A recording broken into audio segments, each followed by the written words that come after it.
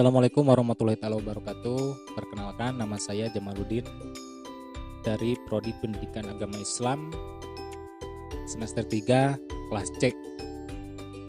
Pada kesempatan ini saya akan menyampaikan materi atau membacakan materi yang berkaitan dengan pemrosesan informasi dalam pembelajaran. Yang pertama, apa itu model pemrosesan informasi? Pemrosesan informasi adalah model pembelajaran yang menitikberatkan pada aktivitas yang terkait dengan kegiatan proses atau pengolahan informasi untuk meningkatkan kapabilitasan siswa melalui proses pembelajaran. Yang kedua, ada teori pemrosesan informasi.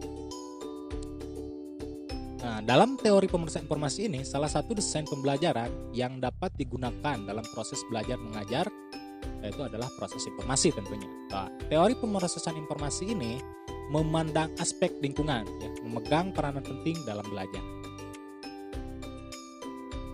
Yang ketiga yaitu peranan penting dalam pemrosesan informasi. Apa itu peranan pentingnya?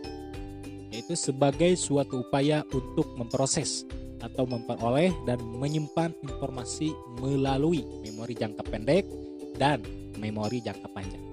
Dalam hal ini, belajar terjadi secara internal dalam diri peserta didik. Terus yang keempat ada landasan penting dalam pemrosesan informasi. Nah, landasan penting dalam pemrosesan informasi ini dibagi menjadi 3 poin. Ya. Yang pertama ada pengetahuan awal. Terus yang kedua ada rancangan tujuan berorientasi kognitif. Yang ketiga ada umpan balik, dalam kata lain feedback. Kita akan bahas satu persatu. Apa itu pengetahuan awal? Pengetahuan awal adalah sekumpulan pengalaman atau sikap pengetahuan, bahkan keyakinan yang telah dimiliki individu yang diperoleh dari pengalaman sepanjang hidupnya. Nah, contoh misalkan, ada salah satu siswa pengalaman hidupnya itu misalkan setiap harinya itu beliau di rumahnya suka main gitar. Nah, dia itu ingin masuk ke kelas musik yang ada gitarnya misalkan contoh.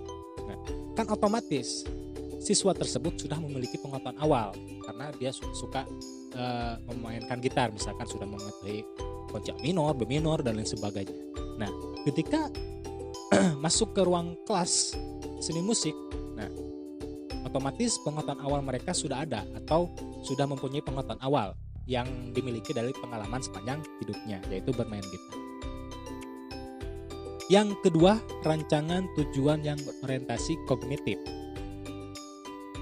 Rancangan tujuan yang berorientasi kognitif ini difokuskan pada berbagai aspek pembelajaran dan bagaimana aspek-aspek tersebut dapat memfasilitasi atau merintangi belajar dan memori. Nah, teori ini juga menekankan pada bagaimana menggunakan strategi yang fokusnya pada perhatian peserta didik, mendorong proses pemerolehan kembali informasi dan menyediakan praktik-praktik pembelajaran efektif dan berguna. Yang ketiga yaitu umpan balik. Apa itu umpan balik? Yaitu untuk memberikan siswa atau itu memberikan kesempatan kepada siswa untuk mengutarakan pendapat mereka saat dalam pembelajaran. Misalkan contohnya begini.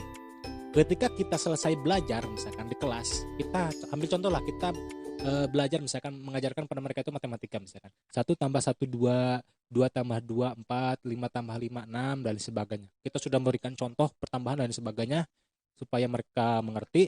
Nah, dan kita setelah mengajar kepada mereka, kita melakukan feedback atau umpan balik misalkan.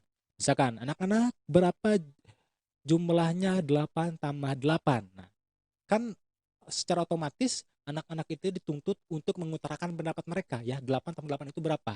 Nah, gitu, itu maksud contohnya ya. Nah, pada gilirannya harus menginspirasi suasana, transparansi dan kebebasan ya berekspresi dalam kelompok belajar. Nah, ini sangat penting untuk pengalaman dan hasil belajar mereka.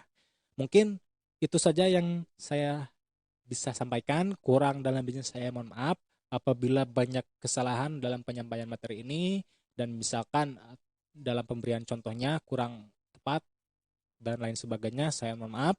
Assalamualaikum warahmatullahi taala wabarakatuh.